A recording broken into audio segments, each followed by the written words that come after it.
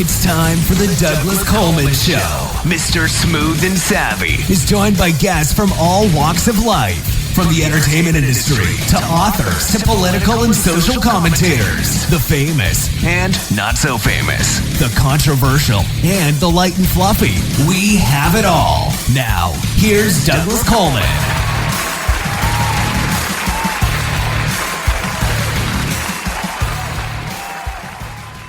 Okay, please welcome to the Douglas Coleman Show, Petronella Ravenshear. Hello, Petronella. How are you? Hi, Douglas. Thank you so much. I'm very, very well, and thank you for inviting me on. Oh, my pleasure. Right off the bat, I have to ask about your name. Is that your real name? It is my real name. Apparently, my parents called me Peter because they were expecting me to be a boy before I was born. And then when I was a girl, they were very put out. And the midwife said, well, Petronella is the feminine of Peter. So that's how I got that name. And Peter apparently means rock, and Petronella means either stone or little rock. What, when I first saw that, I thought of that candle that's supposed to repel mosquitoes. And then my producer said, no, that's citronella. That's right. Pretty similar. I wish I did repel mosquitoes. I seem to attract them. So anyways, well, thank you for coming on the show. It's nice to have you here. Thank you so much. Thank you. And I do detect a British accent. Are you in England now? No, we moved to Florida this year. It's the best thing we ever did. I love the sunshine and the light and the people here. And, you know, I know from friends that it's freezing cold in London at the moment and grey as ever. So it was really the best thing we ever did. So happy to be here. Oh, well, congratulations on your move. Hopefully you'll like Florida. It is hot in the summer, though. It's very hot in the summer, but now it's quite cool. And I feel that we're being rewarded for sticking it out through the summer when it was, I mean, the humidity is really quite sensational. But it's perfect this time of year. It's just heaven to be here. Really lovely. So you've got a book out called The Human Being Diet. Let's see. The subtitle is A New Way of Feasting and Fasting for Energy, Health, and Longevity. Have you written other books, any other diet books, or what do you do with yourself other than this book? I also wrote the HBD cookbooks. So the Human Being Diet, short for that, is HBD. And that was published by HarperCollins this year. And it's a very good companion to the first book. And I'm quite active on Instagram, and one of my followers, actually was quite apt, and she described the first book as the rules and the second book, which is the cookbook, as the tools. So you really need both of them to be able to follow the program successfully. And I wrote it because I was in private practice in London for many years, and eventually my practice was oversubscribed, and I kept putting my prices up and people kept paying. And I started to think, this really isn't fair. Why should people have to be rich in order to find out how to improve their health, how to lose weight, how to address their digestive orders or skin problems, whatever it was? And almost with that, a journalist from the Daily Mail contacted me and said, I'd like to follow your program and I'm going to write about it. So at that point, I thought, right, it's a 3-month program and I'm going to sit down and write this book so that when somebody's reading that article and thinking to themselves, if only I had $2,000 or whatever to see a nutritionist privately, that they could afford to pay for the book. It would just cost them like the equivalent of 3 or 4 cappuccinos. So I got it done and got it out. And 3 months wasn't really enough time to write a particularly clear book. So I've just rewritten it. It's taken me a year, and the second edition just came out this August. And I'd love to send you a copy of it, Douglas. Well, I'd be happy to receive a copy of it. Yeah. I've had many doctors and nutritionists over the years on the show, and Yes. Everybody has their own, foolproof plan for weight loss. One of the statistics that I saw that was really quite frightening was 60 to 70% of Americans are overweight. Yeah, pretty scary, isn't it? Yeah, and so I think we take the number 1 spot in the world for obesity. Do you know, or do you have a reason why this country, is there one particular thing, or is it just we eat too much, don't exercise enough? Is it that simple? I think the main culprit really is the rise of ultra processed foods. Apparently 60 to 70% of our diet, not just in the US, but in the UK as well, because I think we're almost catching up with you now, is ultra processed foods, which taste good, they feel good in our mouth, but they don't give us any nutrition. So our brain is saying to us, we need, I don't know, vitamin C or whatever it is, or, some strawberries would be good for you. So we eat some yogurt, say, that tastes like strawberries, but we're not getting what we need. And that drives us to keep eating because we're never satisfied, because we're still looking for the nutrients that our body is missing. I honestly think that's the number one reason. I'm sorry. Yeah. I also think that it's the way that those types of foods are packaged, where they're all in a convenient little pack. You can just grab one on the go, munch it down. You don't actually have to cook anything. You don't have to sit at a table with your knife and fork and eat properly like we should. I think that has contributed a lot as well. I completely agree. And they're packaged in a way that really cons us very often into thinking that they're good for us. So they might say, these are all meaningless claims, really, high in fiber or gluten-free or low in saturated fat. So we think, I'm making a good choice here. I'll pick that up and, I know that it's good for me. So it really is a con. Very, very naughty of them indeed. So for me, I've been overweight for many years. I started putting on weight in my 40s, and I just have not been able to take it off. And every year it sort of creeps up a little bit and a little bit more. And I've tried many, many diets. The problem that I've been having, and I'm on a new one now, so knock on the table, I hope this one is working. I haven't put on any weight, and I've lost about 5 pounds. So far, so good. But one of the biggest problems for me is actually cooking. I mean, I love to cook, but sometimes you just don't have time. And in order to stay on many of these diets that I've read about and had the guests on my show, it requires you to buy fresh food, to cook, and I need my grandmother back in my life so that she can do it, because that's how she lived. That's how they cooked every day, 3 meals a day. She didn't buy anything out of a box. No, they didn't, did they? It's incredible. No. The good thing about HBD is you don't have to be a good cook or any kind of cook. You can go to the supermarket and pick up like a packet of cooked prawns and a bag of salad and just have that. You can probably boil eggs, which would be good for you for breakfast. But if you don't feel like boiling eggs, you could have sunflower and pumpkin seeds with a grated apple, which sounds like weird squirrel food, but it's a really delicious breakfast, and it kind of keeps you going. So no, you don't have to do any fancy cooking, but it does help if you were to make a meal planner for yourself. Monday, Tuesday, Wednesday, it's 3 meals a day, no snacks. And that helps us to avoid getting sort of too repetitive with things, because our gut microbes, which keep us healthy, love a variety of different kinds of herbs and vegetables. But again, they don't have to be cooked. They can be raw. Well, let's hone in a little bit on your book. How is your book set up? Is it a cookbook, or is it a lecture on how how nasty all these particular foods are and you shouldn't eat them, or how is it set up? Well, it's setting the scene, first of all, by pointing out that the World Health Organization tells us that 74% of deaths worldwide occur as a direct result of our diet and lifestyle. The problem is that none of us know what a healthy diet actually is.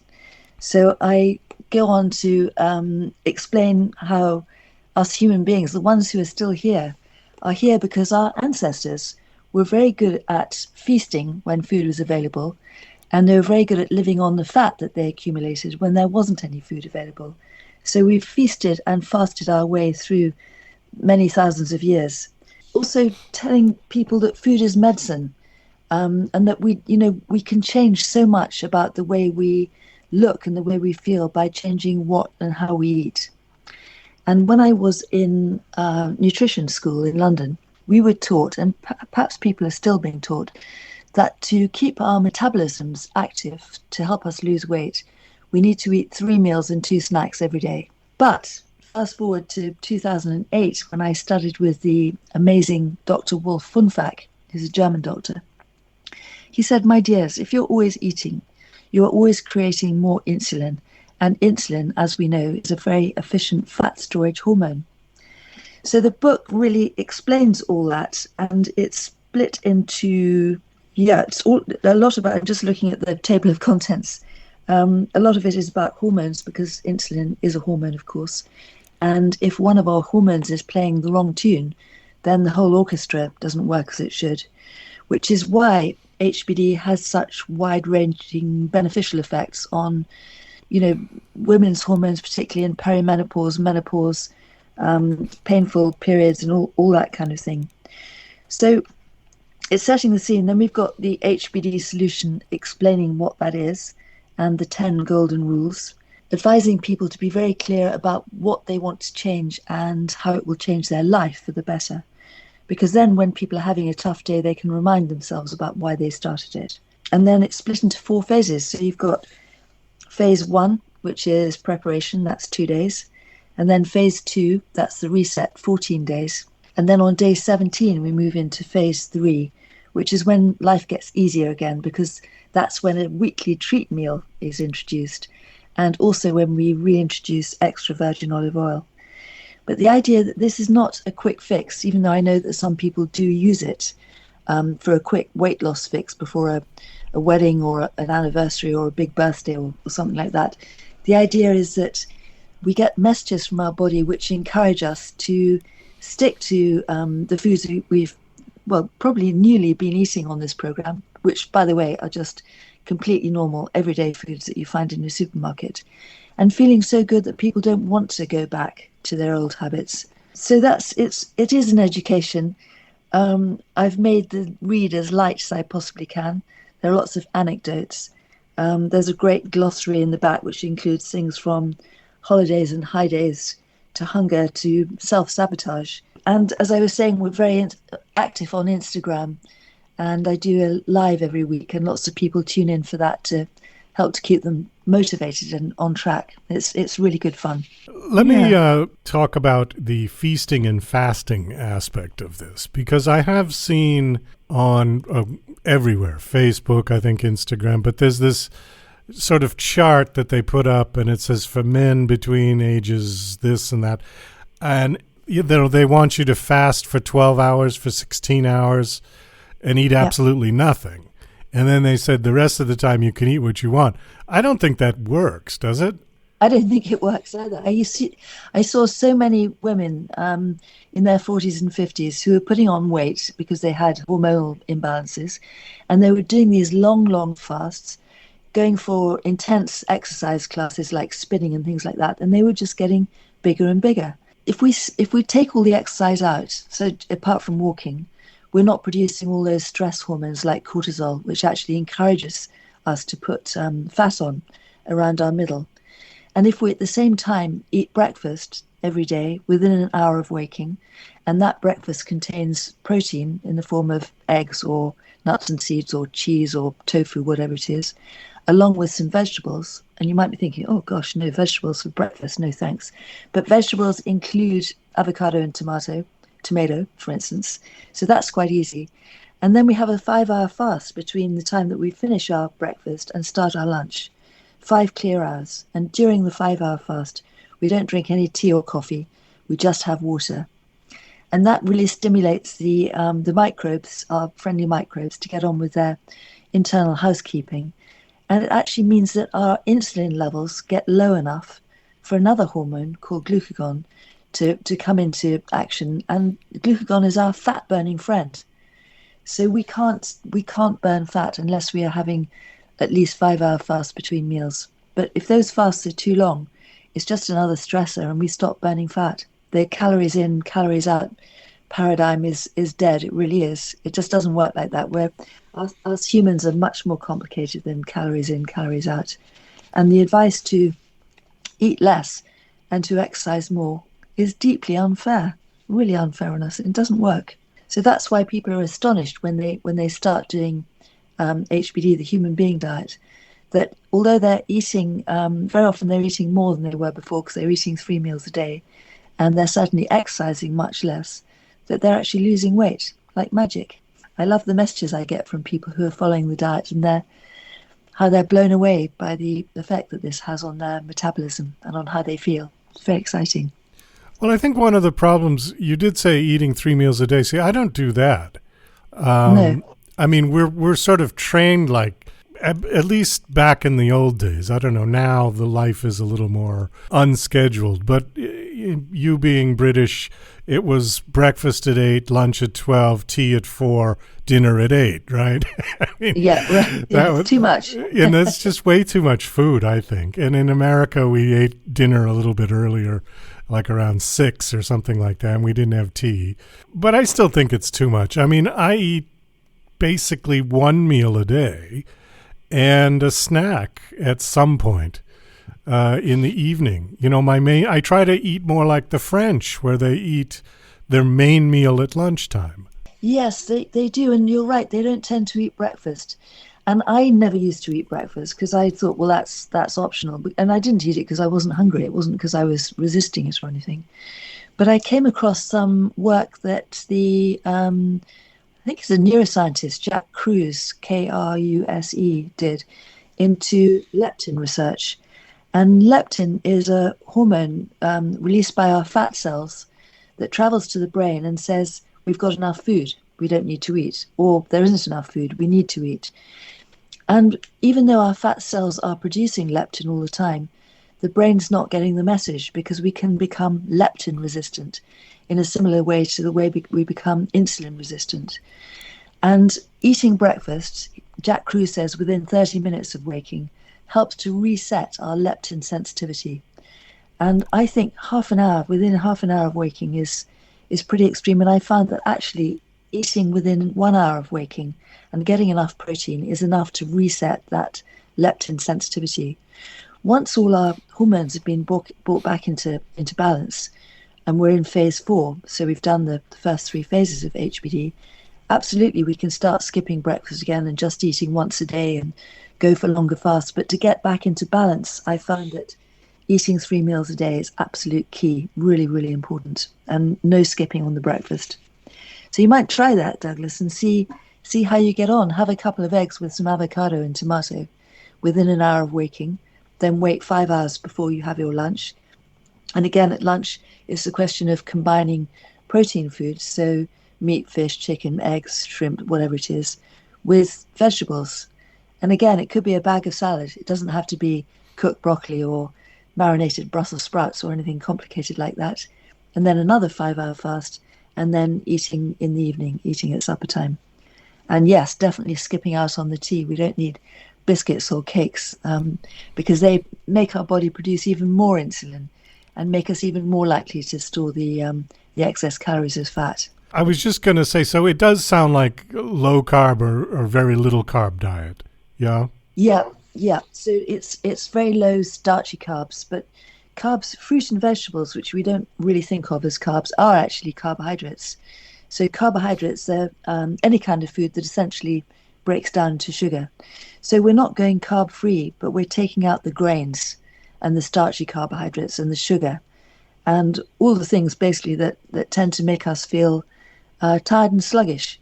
And that's the number one thing that people tell me, is that their energy goes through the roof. It might be a bit low in the first few days because it's like going cold turkey on all the things that we've got used to eating, including gluten, the big baddie, and all those grains and sugar. But pretty soon the energy bounces back and they feel better than they had for years and years and years. I just wanted to bring up one thing, and then we have to wind this down. Did you see, this is a little off topic, but not really. Yeah. It's about weight loss. Did you see the story about Sharon Osborne? No, a recent story. No, I didn't. She started on I forget what it's called now. Ozempic, the new weight loss drug that was originally prescribed for diabetics. And they discovered that it has amazing weight loss capabilities. She was on it for a while. Now, she wasn't that heavy to begin with, I didn't think. She's lost 40 some pounds, and she's under 100 pounds, and she's getting worried because she can't put the weight back on. She needs to gain weight at this point, and the drug, she's gone off the drug.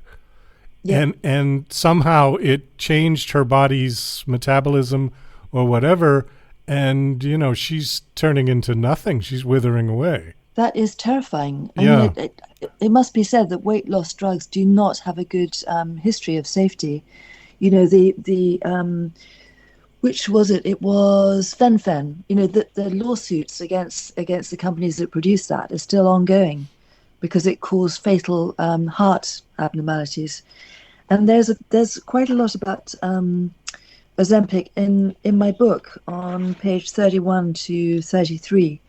Under the subheading Magic Bullets, and it explains how drugs like Ozempic work and how they're potentially dangerous. I mean, I wouldn't touch something like Ozempic for anything. It's just messing with our personal biochemistry in ways in which the long-term effects are absolutely unknown. So poor Sharon Osborne, I hope that she gets over that and that she starts to recover her health again.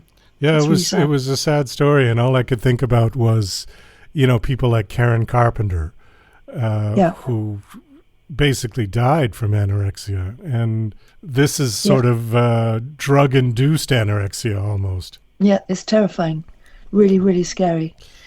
And as Michael Murray, he's a US doctor, points out, that the GLP-1 hormone, which we naturally secrete in our intestines, is only in circulation for about 2 minutes. But when we take Ozempic, the effects last for 7 days rather than 2 minutes. Wow. I mean, that's seriously playing with fire. Yeah, it sure is. Yeah. I think on that, and I'm glad I brought that up because I didn't know that was in your book. So thank you for putting that in your book, because I think people need to understand the risks of doing something like that rather than just sticking to a proper diet. The book is called The Human Being Diet. My guest is Petronella Ravenshear. The book is out, I assume, yeah? It is. It's available on Amazon, yes. Okay. And last question, do you have a website that you want to give out? Thank you so much, Douglas. Yes, it's thehumanbeingdiet.com. All no dashes or dots or anything, just thehumanbeingdiet.com. Okay. I'm Petronella Ravenshear on Instagram. If you want to join us there, we'd love to have you. Probably the only one. Probably the only one. I think you're right. Well, thank you for coming on this show. This was very informative, and best of luck with everything you're doing. Thank you so much, Douglas. I really enjoyed it. Thank you for inviting me on.